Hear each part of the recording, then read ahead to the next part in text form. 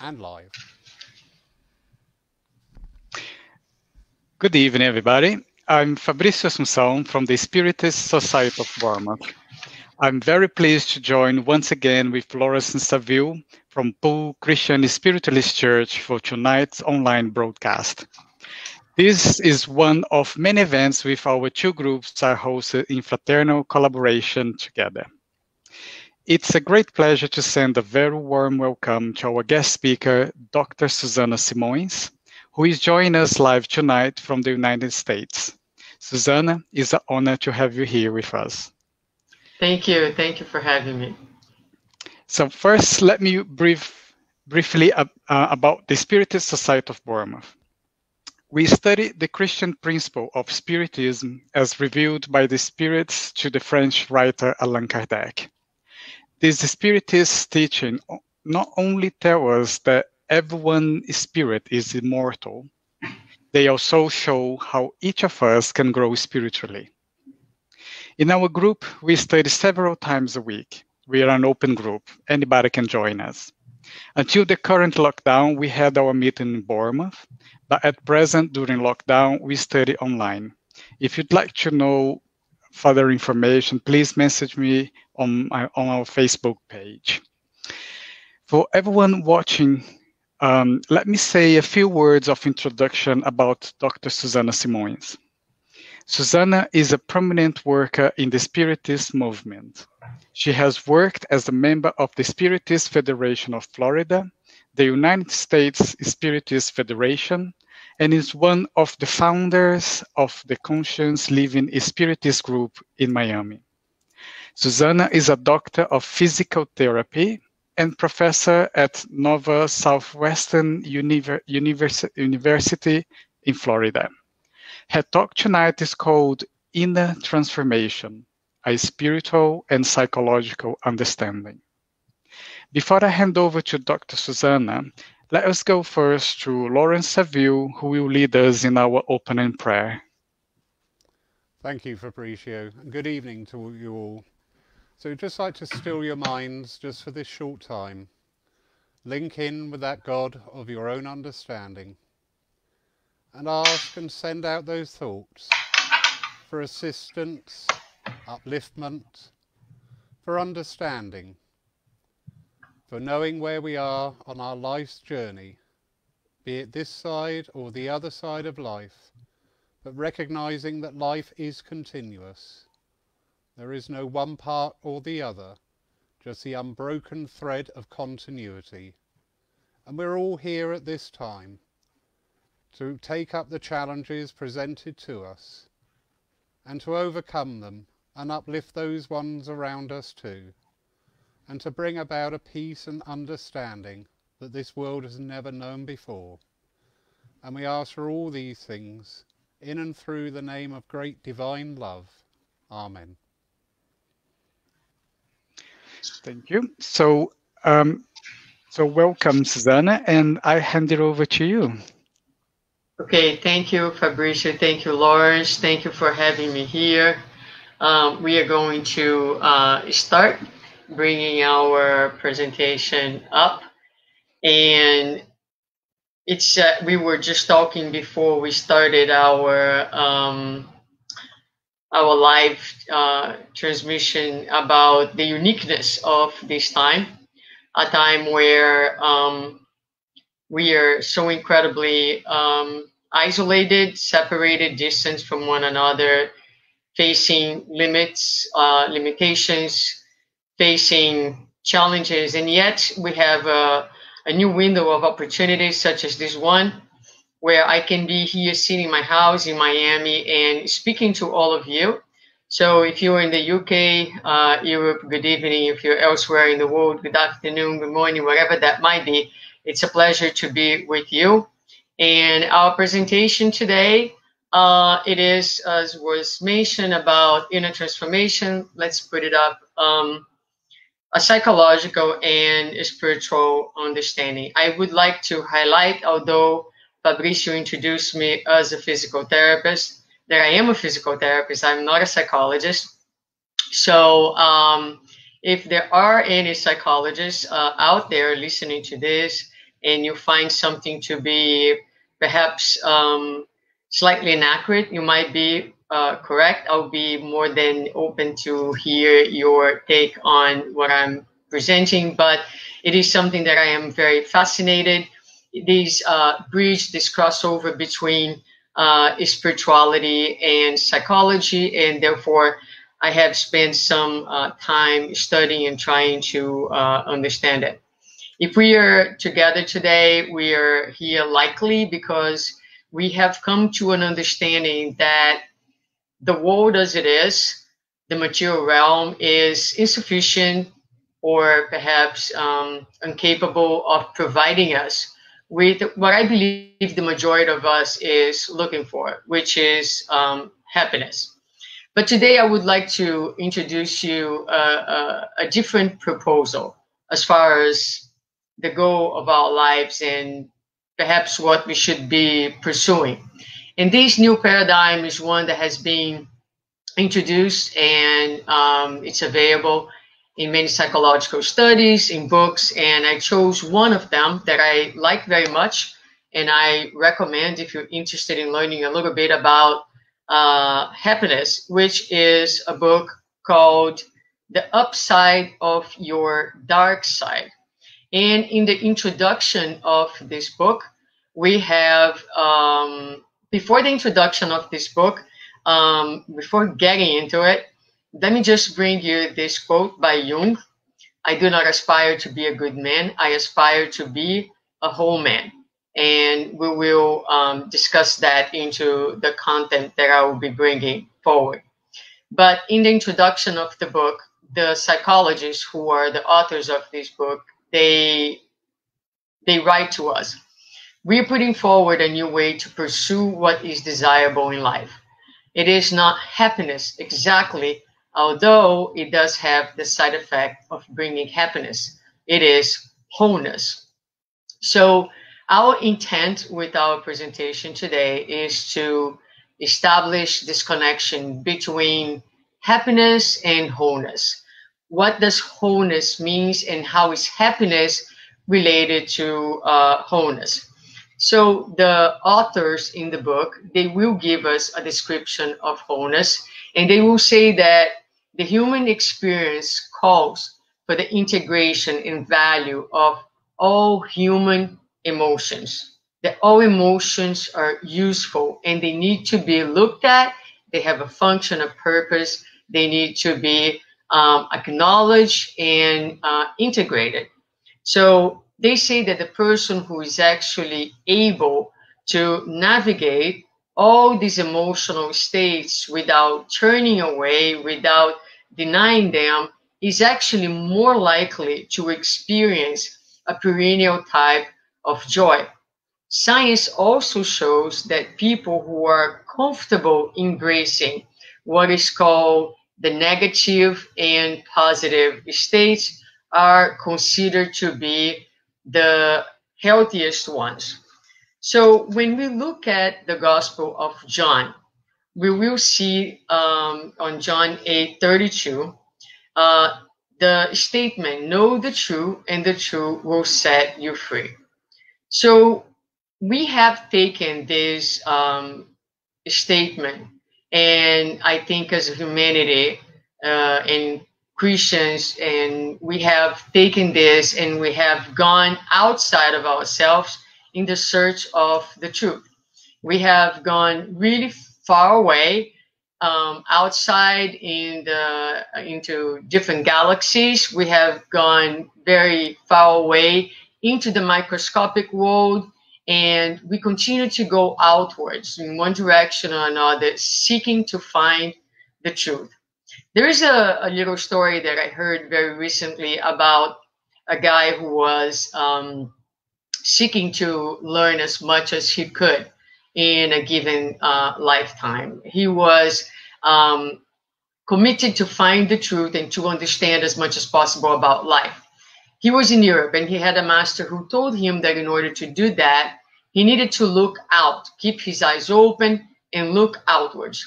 And he thought about that for a good while, and after a while, he said, this makes sense, because if I keep my eyes open, I'll see everything that there is to see, and I will, see as far as I can and as further as I can. So he reminds me of this young boy sitting and looking out of the window. What is out there? And this is what we do when we are young. And when I say young, I'm saying either young in this lifetime or young as a mortal spirit and being that we are. We believe that the truth is out there somewhere and that we need to keep our eyes open and find it. But that same man, later on in his life, he was in a very different moment of his life. He was in his 50s, which is where I am right now. And he was also in a very different path. And he had a different master to whom he asked the very same question. And the master told him that in order to find the truth and in order to learn as much as he could about life, he needed to close his eyes very tight. And although these two answers seem to be contradictory, they do speak to the ways in which we evolve. At first, when we are young, when we are more unconscious, we believe the truth to be outside. But then as we mature, as we evolve, as we grow up, we come to realize that what we see out there, the reality outside, it is a reflection of our inner world. So as we grow older, we tend to realize that the way is not out, the way is in. So here we are, looking inwards. And Jung will tell us that looking outwards has got to be turned into looking into oneself. Discovering yourself provides you with all you are, were meant to be, and all you were living from and for. So we tend, as I have said, to spend the first half of our life devoted to forming our healthy ego. And by that I mean we are building our personas. We are growing up, we are going to university, we're choosing a career, we are defining, what our gender is going to be, we are determining whether we're going to be married or single, we come up with our profession. In other words, we manifest our persona, and our relationship is very much with the exterior. The second part of our lives is when we realize again that, none of that, or at least we should realize that it would be helpful if we realize that none of that really defines who we are, and that, we spend the second phase of our lives giving priority to what is within and really seeking to get in touch and understand who we are in essence. So this is what Jung says here. The first half of life is devoted to forming a healthy ego, and the second half is going inwards and letting go of it, actually letting go of the ego and moving towards our own essence.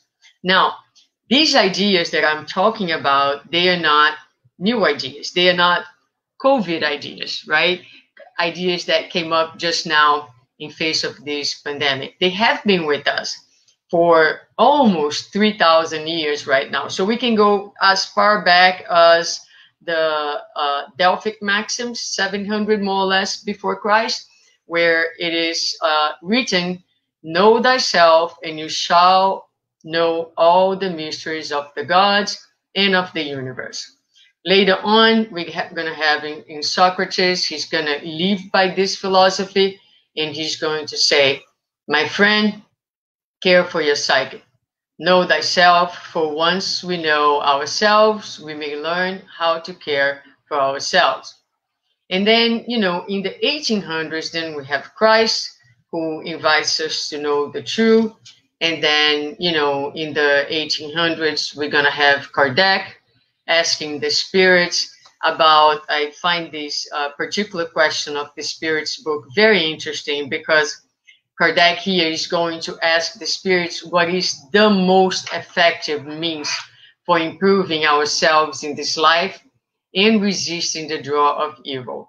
And what is very interesting about this question and the answer, which is a sage of antiquity has told you, know thyself, is that so many things could be the answer for this question. Perhaps the spirits could have told him, you know, in order, the most effective means for improving yourself is studying, is knowing, or it is praying, right? But no, the most effective from all means to improve ourselves and to resist the evil and the darkness is self-knowledge.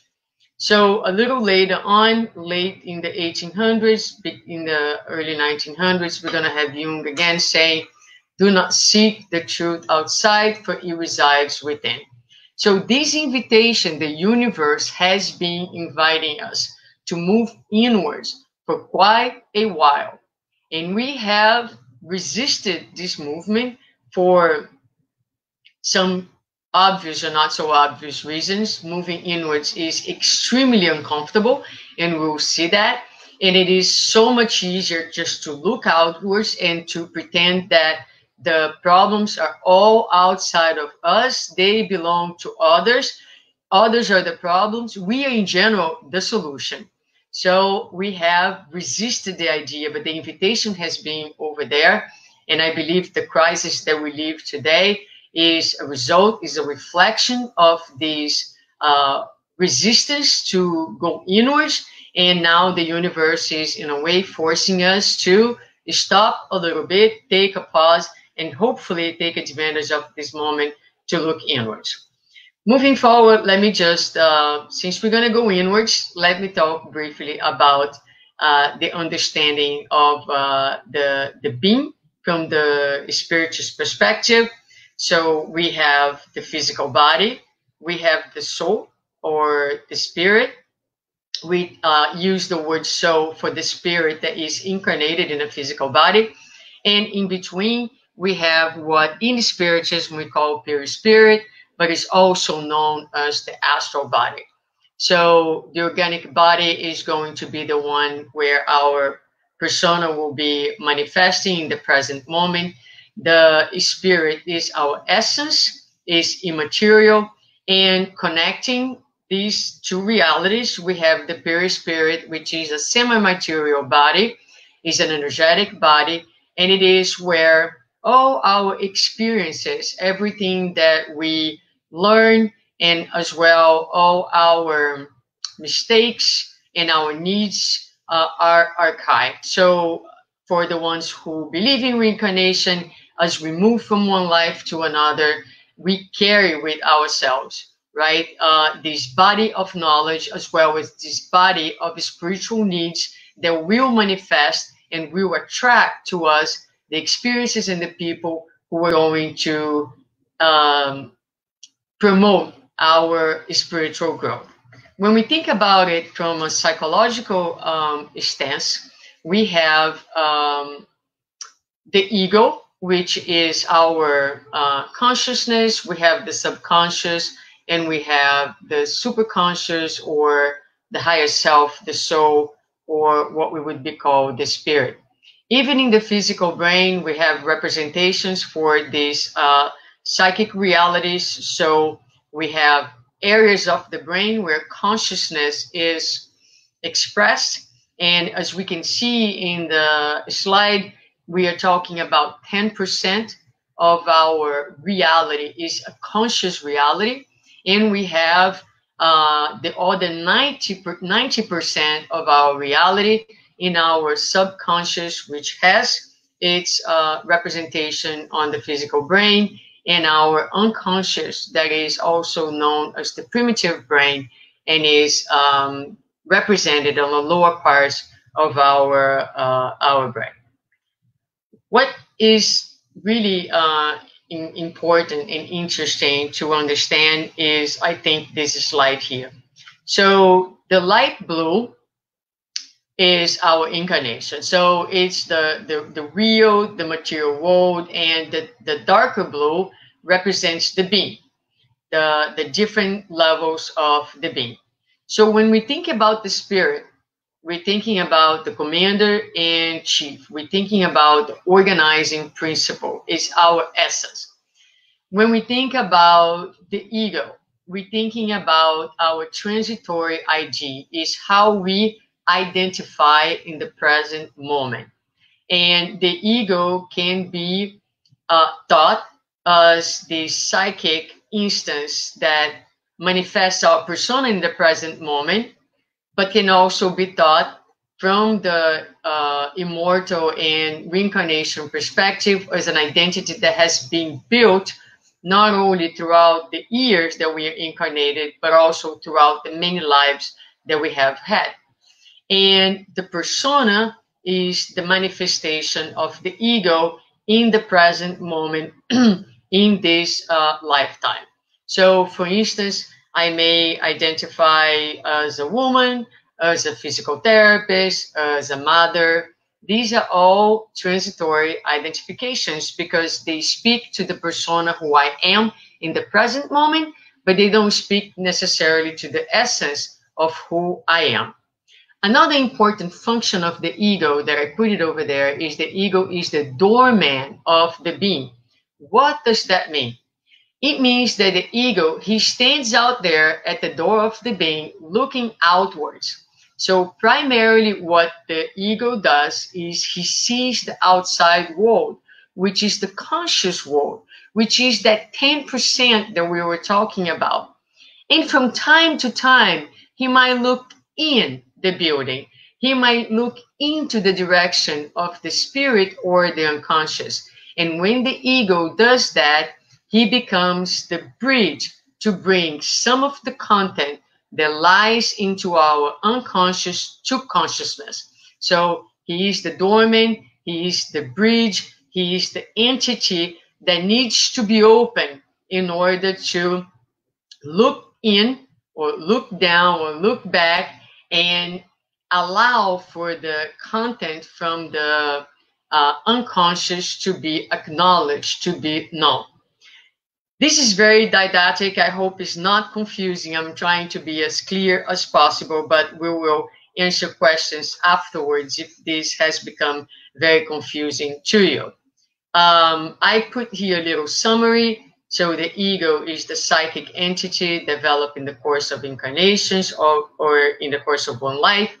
It's the basic element for the conscious survival of the being. He is managing our existences.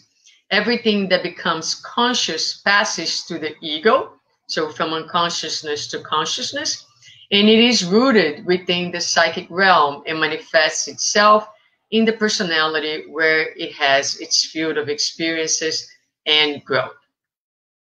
Okay, so what happens during our material life when we are incarnated in this physical body, having our physical experience?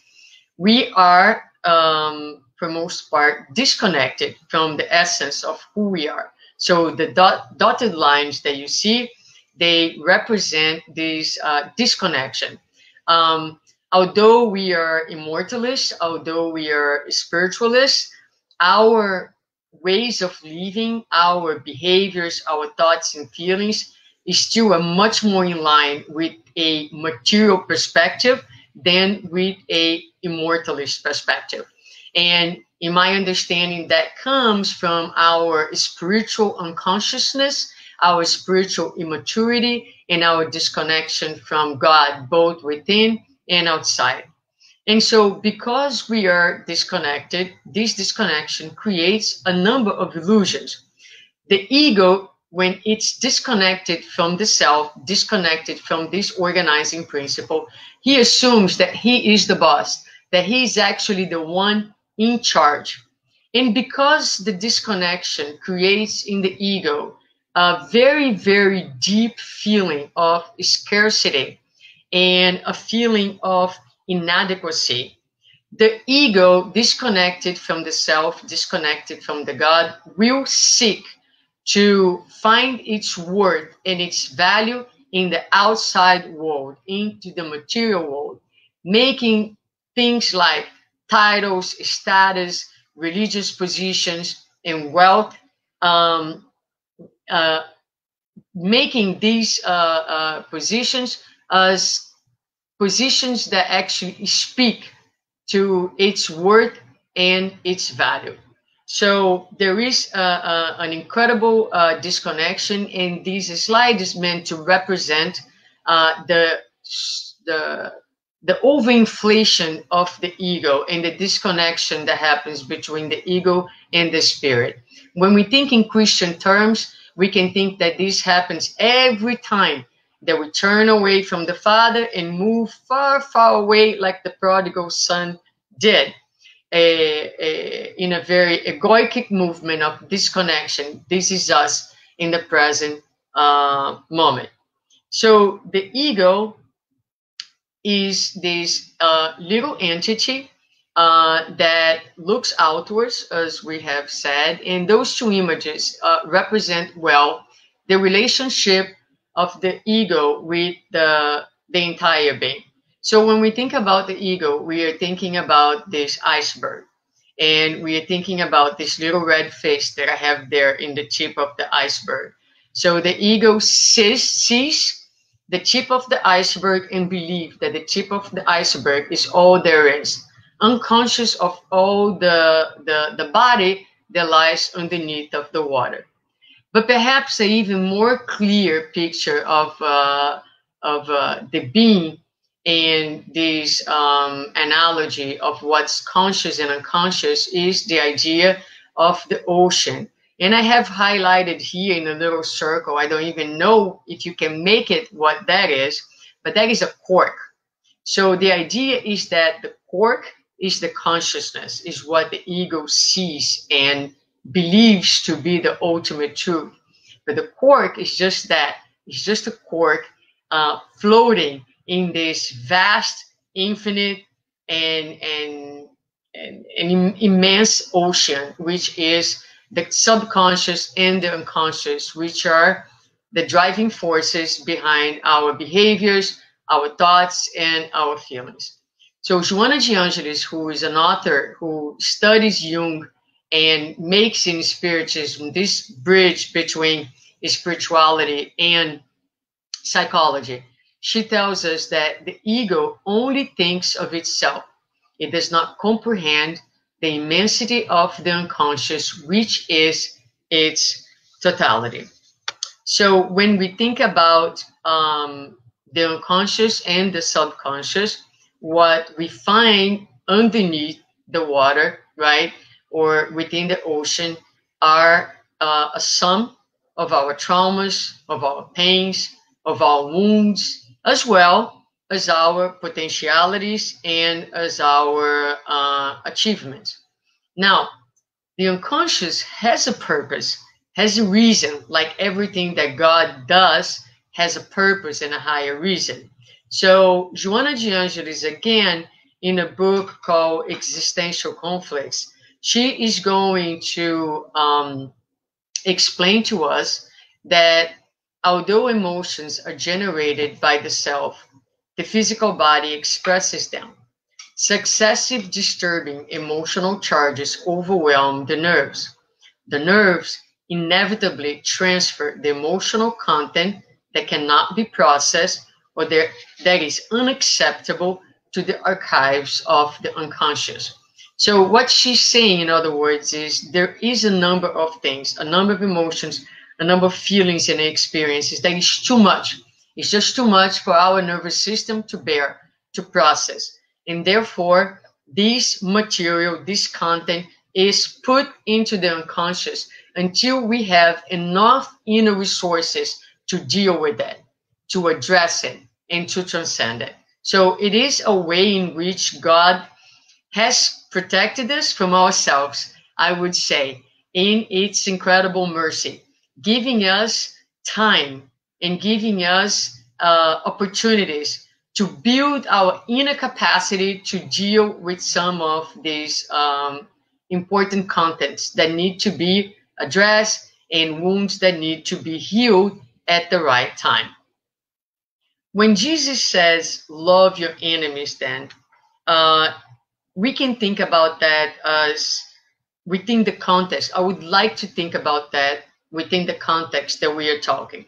As people who are, I don't know if there's anyone who is really young listening to me right now, but today the newer generation is becoming mature earlier than perhaps the older generation. But for the ones who have entered a more mature phase of their lives, we're going to take all Christ saying statements and we're going to make it into bridges to the world within. So when we are talking about love your enemies, right? We used to listen to that and to think about, okay, I need to make peace with my brother. I need to, make peace with that person who I'm having a difficult relationship today. But what we are going to look at is the enemy that lives within. And Jung is going to help us to look at that as well. He's going to say, the acceptance of oneself is the essence of the whole moral problem and the epitome of a whole outlook on life. That I feed the hungry, that I forgive an insult, that I love my enemy in the name of Christ. All these are undoubtedly great virtues. What I do unto the least of my brethren, that I do unto Christ. But what if I should discover that the least among them all, the poorest of all the beggars, the most imprudent of all the offenders, the very enemy himself, that these are within me, and that I myself stand in need of the alms of my own kindness, that I myself am the enemy who must be loved? What then? As a rule, the Christian's attitude is then reversed. There is no longer any question of love or long suffering. We say to the brother within us, Raka, and condemn and rage against ourselves. We hide it from the world. We refuse to admit ever having met this least among the lowly in ourselves. I don't know what you think about this, but I find this incredibly strong and quite disturbing that, when we move outwards, we we seek to be more compassionate, but when we realize that perhaps the enemy is not out there, it is actually living within us, that we tend to do something very unloving. And this unloving movement is to deny and to disavow the very parts of ourselves. So we have a difficult time accepting and loving the human in us. The ego lives for perfection. In ways, religions have not helped us a whole lot when we seek to be perfect yesterday, not respecting our natural, normal, spiritual, emotional development. And we're going to talk about that. So the ego that is already in this place of scarcity and in this place of inadequacy and essentially feeling very low and diminished, he does not want to deal with our own humanity. He much rather inflates itself, and it does so with feelings like anger, like pride, and many others that in Christianity are known and recognized as our vices. So the bottom line is that the human in us makes us feel ashamed and pain, and we dislike these parts of ourselves that are there. There are the human in us, a part of our natural evolution. So Joana de Angelis, in this book, The Conscious Being, she will say that the ego resists the acceptance of the deep reality, and for this reason, it develops different ways to escape. Now, I spoke about a few of these ways to escape, but one of them, and most well-known, is what we call psychological projection. So psychological projection has been defined by Freud as a defense mechanism in which the human ego defends itself against unconscious impulses or qualities, both positive and negative, by denying their existence in themselves while attributing them to others. And Joana de Angelis, in the book Conscious Being, says there is a natural and morbid tendency of human beings to ignore certain limitations and to project them onto others. Every time a person fights vehemently the character traits of someone else, this person is projecting himself onto others. He is transferring outwards what the ego does not want to recognize as a limitation, a dark area that belongs to himself. It turns its victim into the mirror that unconsciously reflects itself.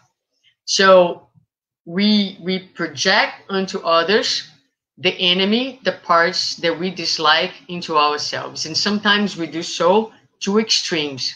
Sometimes this dislike is more than a dislike. It is, we despise the human in us.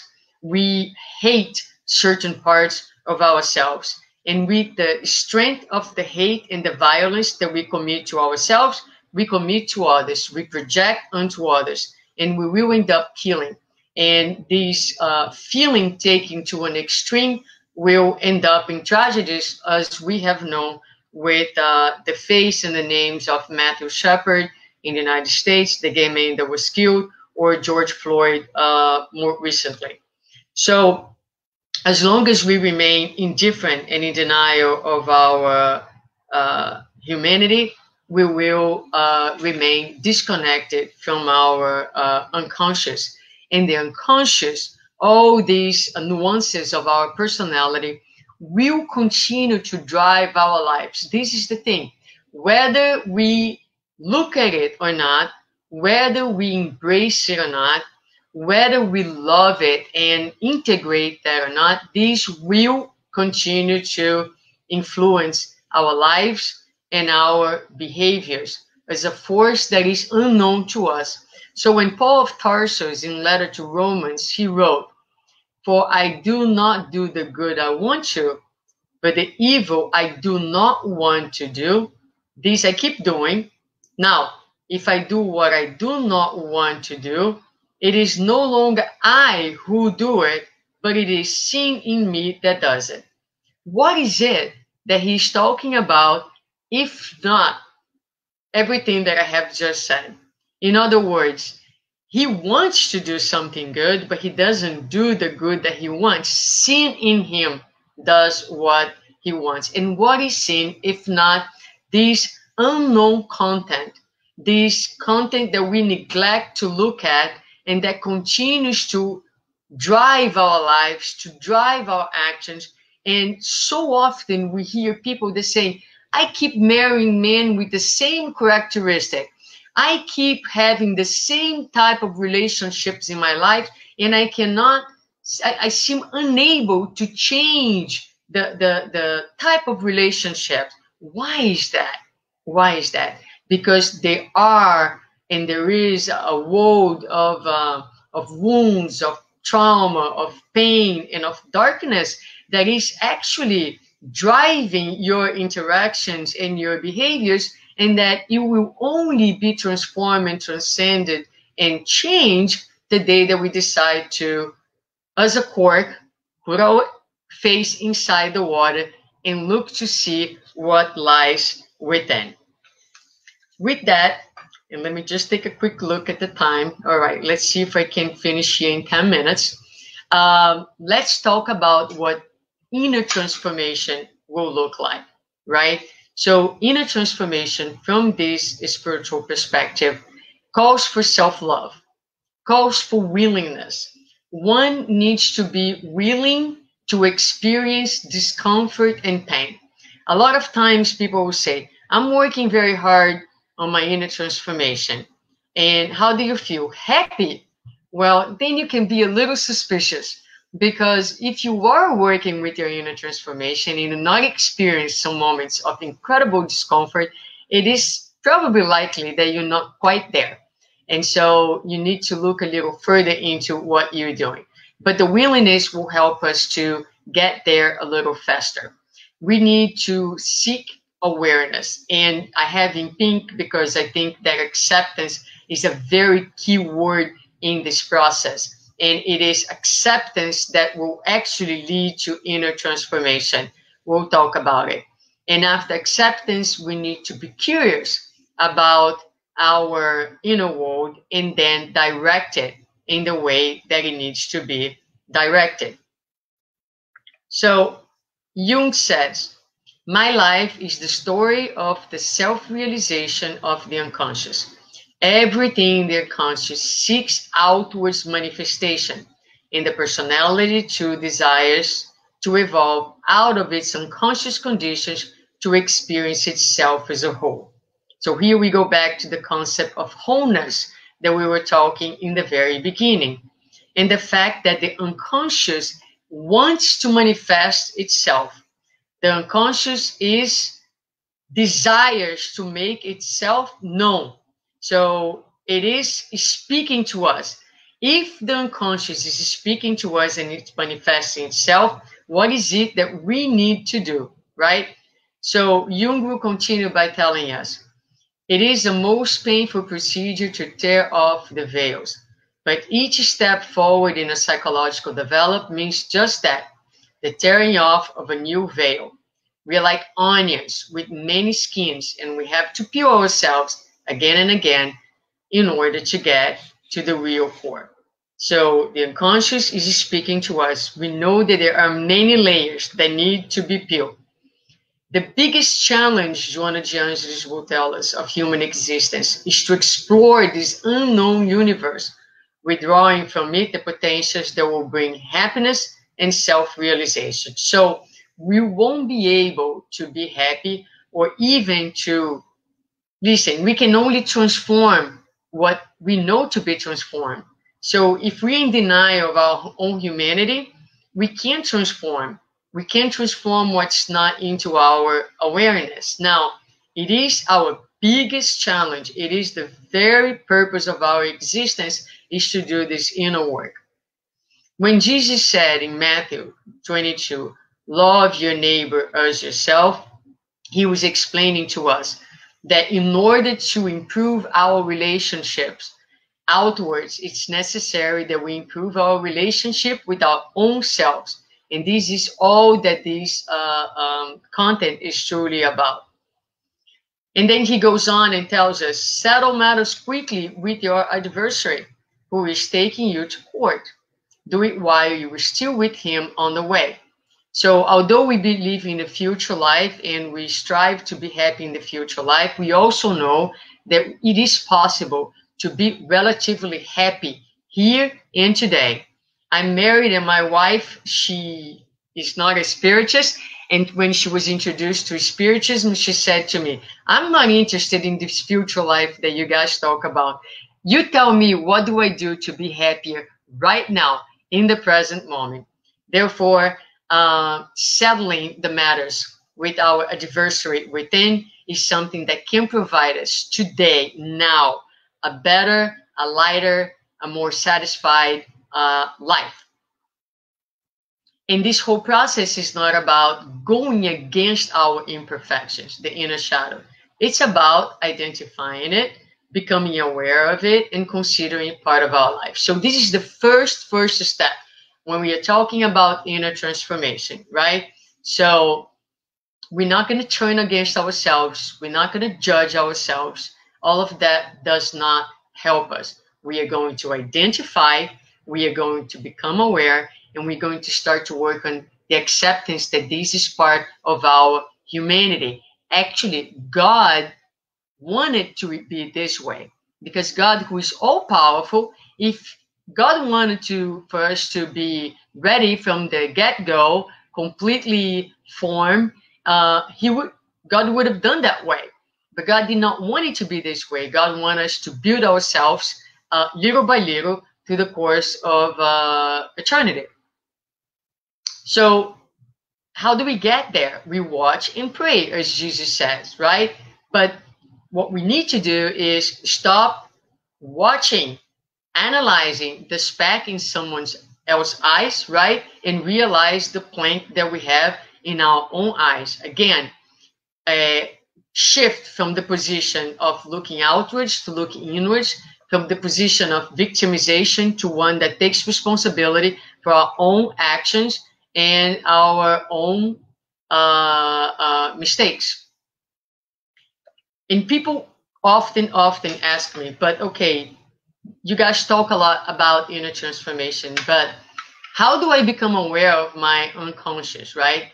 The most powerful way to do so in order to transform ourselves is relationships. Relationships, that's why we live in a society, and the law of society is a divine law. No one can achieve enlightenment alone. We need relationships. And so, from within, as we relate to one another, we need to pay attention to our emotions. Our emotions are messengers. Emotions are the messengers of the soul. So when we have, it's interesting because sometimes someone who is very calm has an anger attack, like this lady over there, and the person is going to say, "Oh my God, I was out of myself," and one could argue that no, you were out of yourself. You were finally within yourself. Get in touch with content that probably is suppressed, that probably is unknown to you.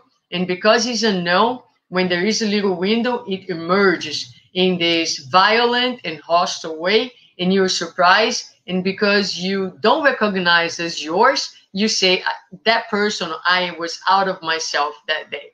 Let's start to thinking that perhaps you weren't out of yourself. You were finally within yourself. There is a poem from Rumi that I absolutely love, that's called The Guest House. Excuse me for a second.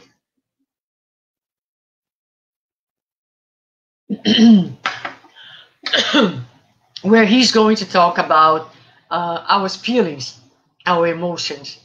Oh, forgive me.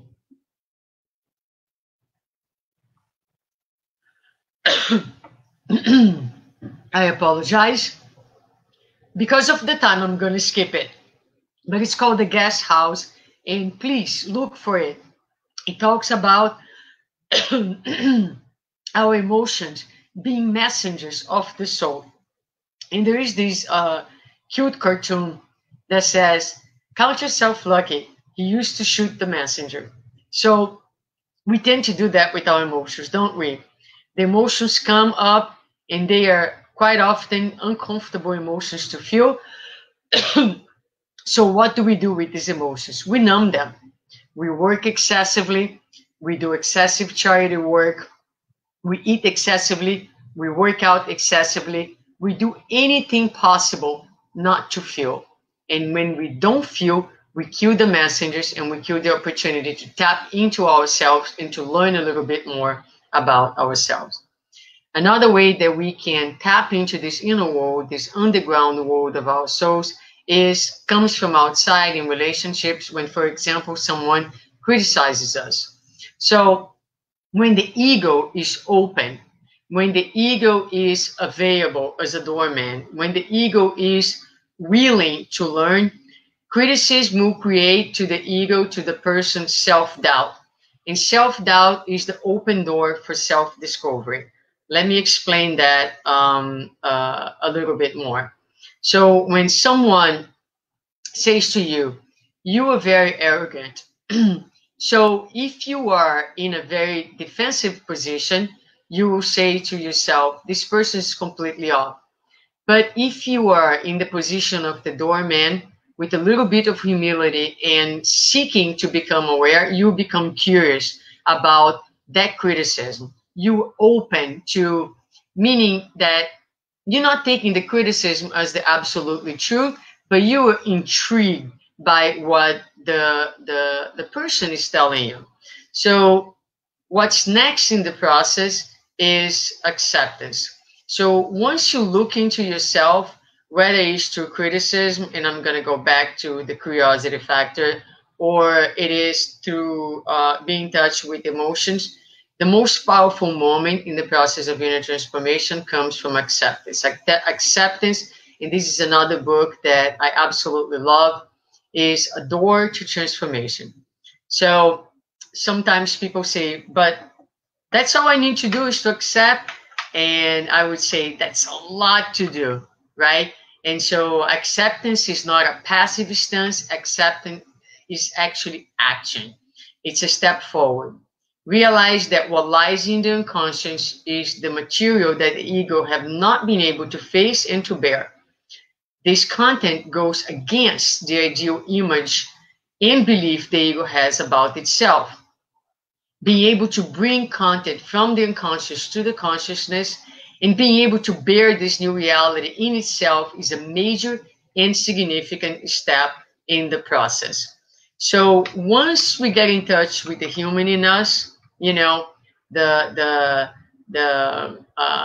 corrupted being that lives within us, the violent being that lives within us, whatever that might be, the very key factor for our inner transformation is to accept, is to make peace, is to embrace that this is where we are. This is not who we are, but this is where we are in our evolution. So acceptance is recognition at an emotional level. So it's more than to say, okay, I know I'm a very proud person. In my case, I like to say, I know I'm a very rigid person. And that does not mean that I have accepted this reality if deep inside I don't feel this reality. If when I say that, I have at some level within me a feeling of discomfort or perhaps even a little bit of pain. So it's an emotional experience, more often than not, of discomfort and some pain. But it does not call for a fight. It calls for love, compassion, patience, trust, and humility. And if we can embrace and accept, truly accept the human in us, we will be much more prone to accept the human in others. Now, acceptance is truly acceptance. Sometimes we say, I accept my husband, my wife, the way they are. And yet, in our actions, in our daily actions, we are doing everything that we can to change them. That means that we have not accepted them. Accepted does not seek to change, does not seek to transform. It just sits with what it is. So we cannot get rid of the parts of ourselves that we don't like. And I really like this idea. When the court looks inside and finds in there a delinquent or a corrupted individual, what does the court do with this individual? Throw him away? Throw him outside? There is no outside. There is only ocean. So we cannot kill an energy. We cannot eliminate the energy. It's imperative that we do what? That we deal with the energy. That we find a place for the energy and that gives the energy the right direction. This is what happened with Saul of Tarsus. He didn't get rid of his energy of assertiveness or even anger. He just directed the energy in the right path, in the right direction. You cannot eliminate that. There is no outside to throw the human in us. So there is no inner transformation without self-discovery and acceptance. When Jesus said, let your light shine, right? We should not take that statement as recipes of behavior that are imposed from the outside in. On the contrary, our light will shine. This is going to be the outcome of our journey inwards, a journey of acceptance and of love. So on the enlightenment process, we have two pathways that we can choose. A vicious cycle where I continue to deny who I am, and I put here an example. I continue to be unaware of how proud I am of my pride. I continue to try to be good as opposed to be whole. In other words, I put out some good shows, some good behaviors, sometimes really believing that this is me transformed. But I continue to be in a position of powerlessness and victimization. And whenever my behavior does not go in accordance to what I believe I should be or where I believe I should doing what I be doing, creates guilt and conflict. That means that I am in a position, the ego is close to anything else. It believes to have the whole truth about who he is. It lives in a paradigm where it's always defending itself and is full of affirmations and certainty. And it is constantly repressing the contents of the unconscious and therefore remains in stagnation. Now, the virtuous cycle is a cycle where I have been proud my whole life, and now I am aware. I am aware that pride is part of where I am. I embrace that part of myself, meaning I am now responsible, and therefore I have power because I know what I'm dealing with, and I'll have the power to manage my behaviors and my actions. So I am in peace. I reconcile with the enemy within me. I am open. When people say I don't become defensive, I become curious, and I will engage in the process by asking questions about the possibilities and about the realm of my own humanity. And this position, this mindset is truly what's going to lead to self-discovery and transformation. So bear with me, I'm almost done. So here's some of the questions that we can ask ourselves when we are open and curious about a manifestation of the human in us. So taking proud as an example, in which moments am I proud? If someone says, you're so arrogant, you're so proud, in which moments am I proud? When? When do I react with pride? How does pride manifest in my life and in my relationships? What is the meaning of pride in my life? And what is the intention driving my pride? So you see, now we are opening, we are curious, we are in doubt, we are not so certain about, who we are. In these open spaces for spiritual growth and for maturity. So what else can we do about that? Once we accept, once we ask the questions, right? It's time to relate differently with ourselves and with others.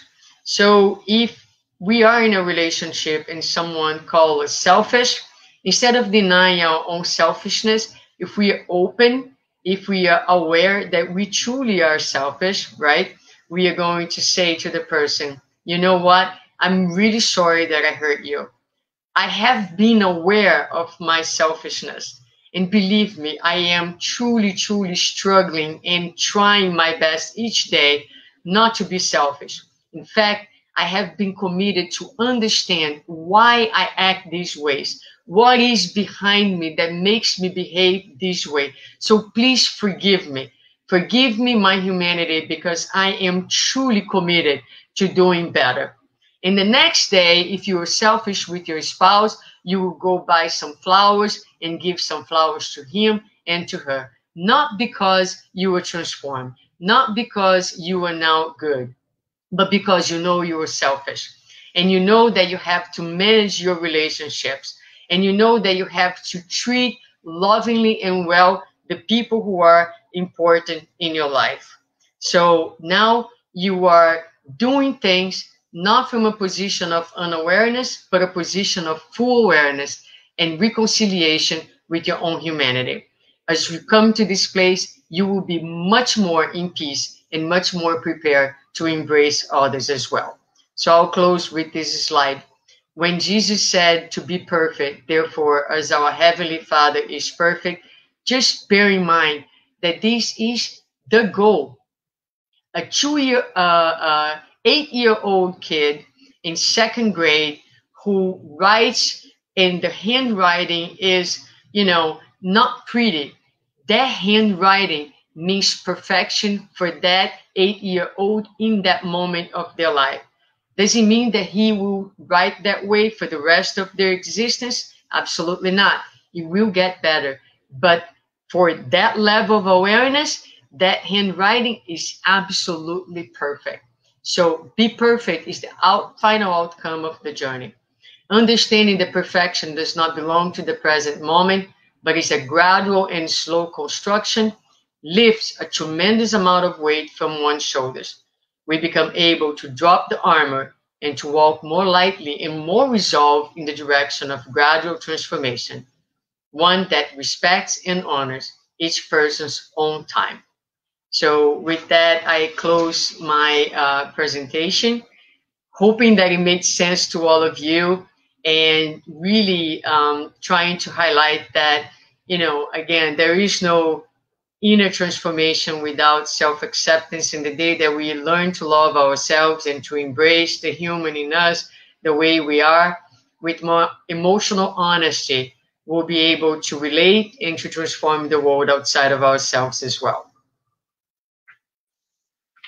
My apologies for going over time. You have nothing to apologise for. That was riveting, absolute, and you can just equate it to little things within our own lives and going, do you know what, that makes sense. That really, I feel like I've just had half an hour on a psychiatrist's shelf. It's been great. Okay. It's interesting that you say that, Lawrence, because I was feeling exactly the same. I was listening to what she was saying. I was identifying myself. So, I do this, I do that. I escape from that responsibility. Yeah. I push that away. I don't want to know this. And it's so interesting because it's helped us to bring our awareness to what we actually sometimes just push them off and hide on our unconscious because we are not prepared to deal with those issues or those pain that those issues bring with. That's really good, Suzanne. Yes, and we have to do that. We have to do that gently, because, like I mentioned before, the unconscious has its place and has its reason. So it's not like we're going to, open the doors and just walk into it. But we should seek to do it decisively and gently. Each person in his or her own time, according to what we can bear at any given moment, right? Respecting also our time. There is a time for everything in the universe. There is a time for each one of us, and each person has their own pace, their own resources. So sometimes we are a little cruel when we say, how can this person not see what is so obvious about him or herself? Well, I'm sure there's a lot of things about myself that I also don't see that might be obvious to others, but it might be so painful to face that we need our own time, right? So, yep. Great. So I have got a few questions that is popping up here on Facebook.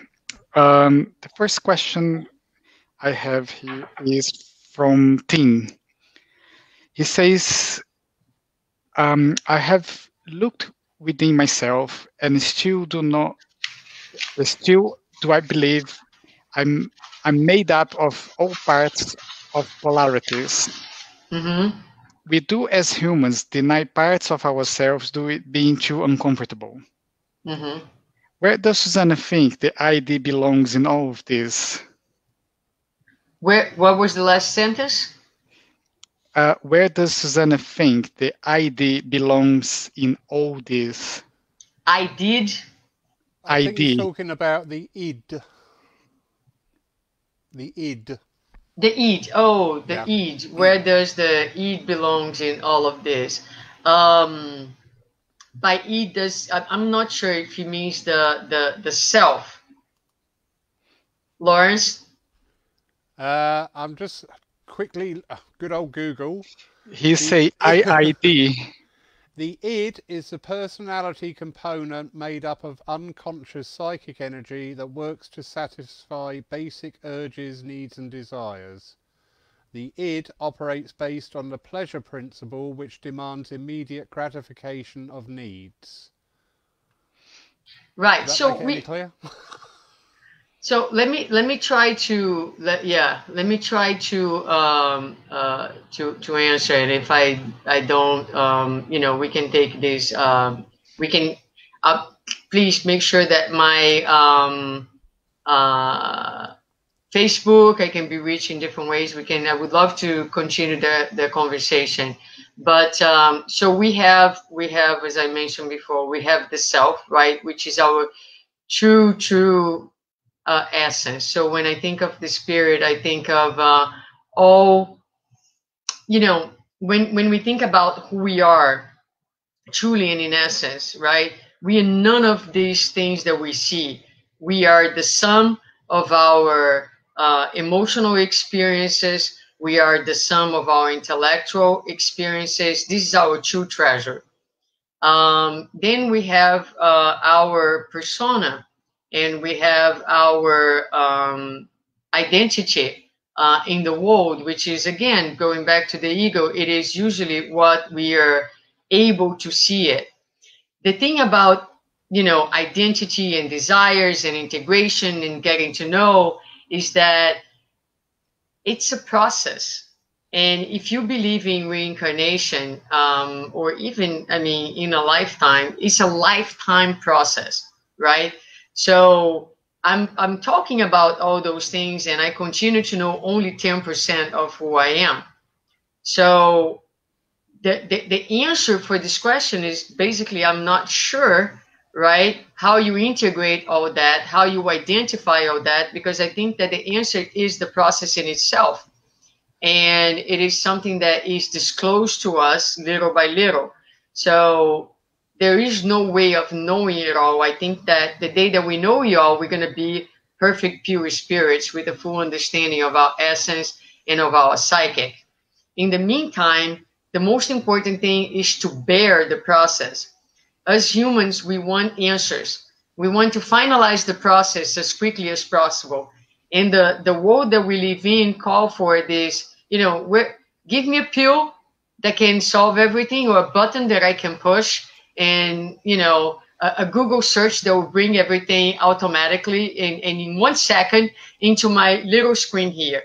There is no such thing. So we will, gradually come to terms with who we are, no matter in which realm are we talking about. Great. I'm going to read up some of the comments here. People are saying, really good stuff here. That was right up my street. Loved it. Excellent presentation. Absolute fascinating. Thank you very much indeed. Excellent talk. Very interesting presentation. Thank you, Suzana. Brilliant. Mm-hmm. Made it so clear. Oh, good. It did. I'll second that. I am not a learned person, but I understood where you came from. You explained it so well, and actually I could really see it as well. How many people we spend our lives we get a revelation from some words being said or a demonstration, and we're trying to achieve and aspire to be that. Right. And actually, we need to achieve and aspire to be us. Right. Yeah, Absolutely. I just got that. I went, I love that. I really yes. do. Yes. I'm actually looking forward to taking this talk to a youth group where I will be emphasizing the need to be yourself, because I think that so much suffering, life is hard as it is, but so much suffering comes from guilt of our own humanity, in a process that has nothing to do with self-love and self-acceptance. In other words, that goes against all the Christian teachings. Indeed, we see reflections all through our societies where everybody's trying to aspire to be whichever celebrity, whichever football star, whichever. Right. And it's always trying to impose ourselves on their personality, but that's their life. They're living their life. Yeah. And it's not for us to copy or mimic, because we are equally as valuable in whatever we do, say, and whatever. It's something you can't monetarize. You can't put into dollars or pound, shillings and pence. Yes. And it's just having that, I'm me, I'm not perfect. Mm-hmm. I'm aware of my mistakes. Mm-hmm. How wonderful is, I love that. I'm going to drive people nuts for saying that next week. So before I ask Lawrence to do the closing prayer, I'm going to read the last comment from Tim. He said, Suzana, I would would Suzana want to come over to mine for a sleepover? I would chat with her for hours. Yeah, I would love to. In fact, I was scheduled to go to London in April, and I had to cancel the trip because of COVID. So I'm hoping that in April of next year I will make it. Let's see, and then we'll talk about a sleepover. There you go, Tim. You're being called out now. Uh-huh. Yeah. Great, Suzana. Thank you very much. Before I ask Lawrence to the closing prayer, our next event is on the 10th of July, and our speaker is Adam Osborne, and the topic that he's going to bring us for us is the Golden Rule. So it will be a very interesting talk. So again, Suzana, thank you very much for being here with us. It's been amazing. I'm actually going to watch that again because I need to take some notes what you just said. Yes, I thank you again for having me. I do have some, I think Fabricio shares, some of our studies are available. We do have a YouTube channel, Suzana Simoes, which is Simoes 70. And I'm also on Instagram. We are sharing some of our studies and talks. So if people these are some resources that I also have available. Wonderful. Great. Wonderful. Thank you. So Lawrence, over to you. Thank you, Fabricio, and thank you, Suzana. That was absolutely mesmerizing. Wonderful. And now again, if you link into that God of your own understanding and just give thanks, just for this time, to be ourselves, to understand and explore our own sides of our own personalities, and to know that we are not perfect, but just to accept where we are and how we are, and know that ascension in spirit, in mind and in body is always there for us to reach up to encompass, to embrace, and to make an indelible part of us. And we ask a blessing too this night on all those who work tirelessly to care for the sick, the lame and the poor. May they be given that love, light and energy to help them in their endeavours to alleviate suffering, no matter where it may be. Amen. Amen. Thank you. So I would say then good night to everyone that is watching you, and thank you for having us. Yeah. Suzana, thank you so much. Beautiful. You're very welcome. Very welcome. Yeah, I'm going to be watching this again on catch up and going, yeah, I get that. I love that. You know what? This is what I love about the teaching side, when you get it, absolutely brilliant. Fabricio, thank you so much for bringing all these wonderful people online for us to share with everybody. Thank you all for watching tonight. Everybody on the church page, the Spiritist page, and Kardec Radio over in Washington, thank you so much for joining us. And we wish you all a very pleasant good evening or good afternoon or good morning, wherever you are. Take care. Bye-bye. Bye-bye.